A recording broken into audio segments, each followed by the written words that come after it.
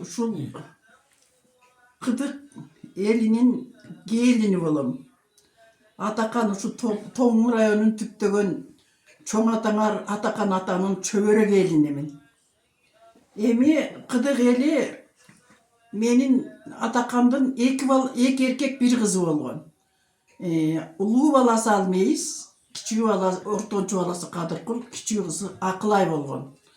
Мен жолдошум экөөбүз 68 жылы үйлөндүк, шаарда окуп жүрүп. Андан кийин келгенден кийин лицолухосунусту бүтүп келип, жолдошум биякта иштеп атканда авариядан 73 жылы каза болуп калдым. Мен балдарым менен калып калдым. Ошо мен жесир болуп 1 жылы отурганда Тоң районунун болгон сакалдуу абышка немелери ар бир бейшемби күнү 4-күнү келип Куран окушаар эле. Мен ары карап отуруп, ошо кишилердин тарыхты сүйлөгөндөрүнүн баарын угуп отурчу элем. Кыдык эли жөнүндө Атакан ата ким болгон? Ушул менин кайнатам. Ушу ким болгон? Ушулар жөнүндө көп сөз болоор эле.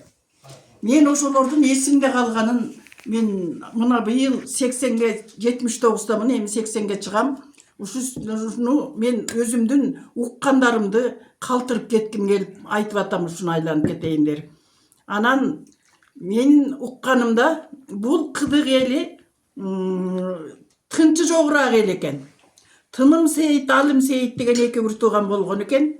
Тыным Сейит бир жерге элдин баары Алым Сейиттер биякта Алымда Сейиттер болчу экен. Алым Сейиттер тынчы жогураак, бири-бирине ынтымагы жок. Ушундай ысы чуу болгондо Садыр экенин учурунда чачыра тийиптир. Көлдүн тегерегине бүтүн чачыра тийген экен. Бул Тоңго акырындык менен жылып Тыным Сейит бир туугандары келип калган экен. Ушу биякта Тыным Сейиттер жашап калган экен. Мына ушу Тоңдун жеринде. Анан ошондон жүрүп отуруп акырындык менен анан булар Сарууга барып калышат экен. Сарууга жашап калышат экен. Ошо жактагы элге туруп калышат экен. Анан бу Бектиян деген бай болот экен. Менин чоң кайнатамдын атасы Бектиян. Бектияндын Бабакан, Күдүңбай, Атакан деген Шамыркан деген балдары болот экен. Ошонун ичинен тыңыраагы Атакан болот экен.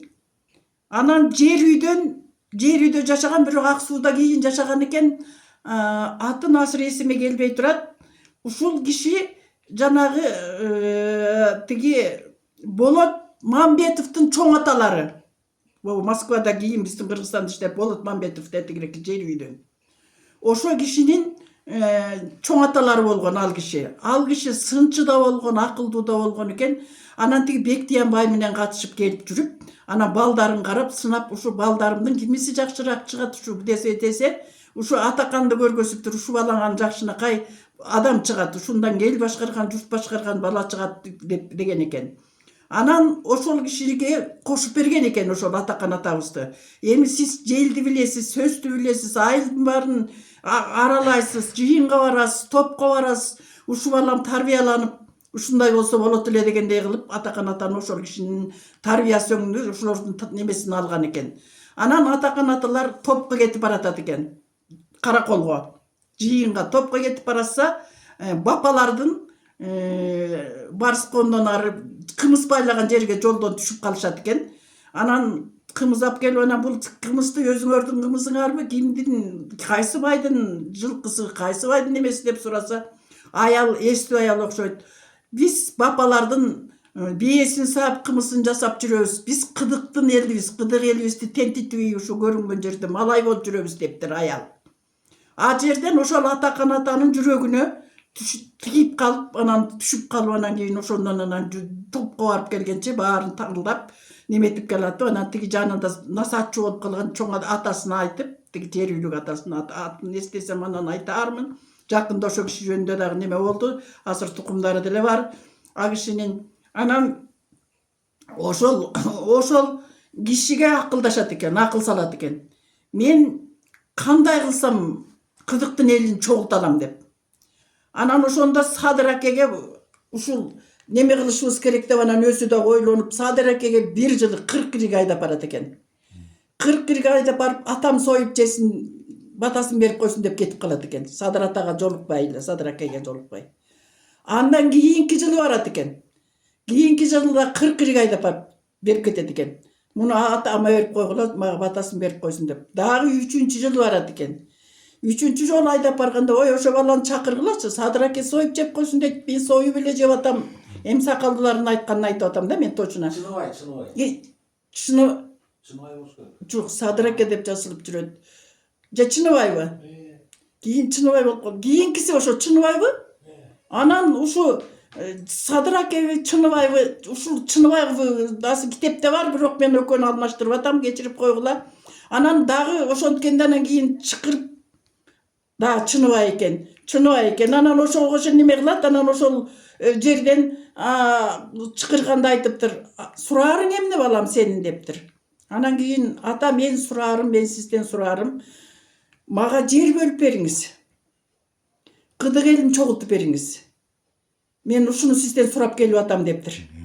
Анан десе ал киши аябай ойлонуп, кыдыктын жерин Алым Сейиттин ордуна Тыным Сейиттин арынан келип жылып келип алса, мен аларды кантип жылдыра алам деп ушундай дептир да мен. Кандай кылып мен аларды жылдырып көчүрө алам? Эмне себеп деп көчүрөм?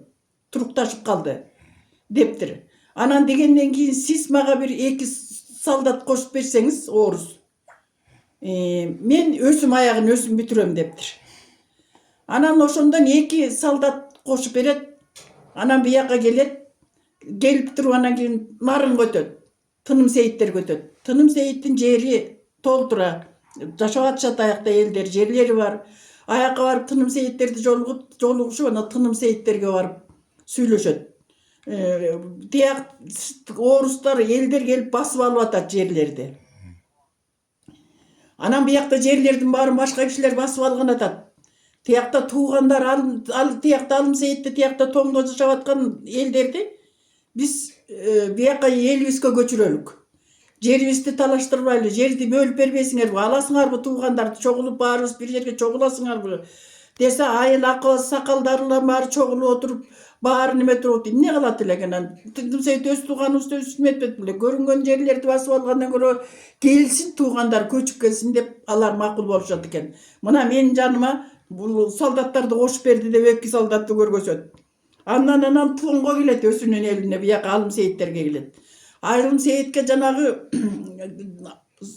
неметип аткан чоң атабызды кошуп алат, жана Болот Мамбеттин чоң атасын кошуп алышып, экөө барышып анан ай тиякта жерди эл башкалар басып алган атыптыр. Тиякта туугандар чакырып атат Тыным Сейиттер. Акырындык менен тиякка кайта өзүңөрдүн жерге көчпөсөңөр болбой калды деп, ошентип анан кийин көчкүлө деп баарын макулдатып, акырындык политика менен макулдатып отуруп, анан элди кийинки жылдардан баштап көчүрө баштайт. Көчүрө баштап, андан кийин анан өзү ойлойт, кой Тыным Сейит тууганым болсо дагы булардын жүрөктөрүндө мындай таарыныч калбасын деп жалгыз кыз Акылай деген болот. Акылайды ошо Тыным Сейиттерге куда кылып өзүнүн кызын берет. Мына кызымды да кошо алып кеткиле. Тууган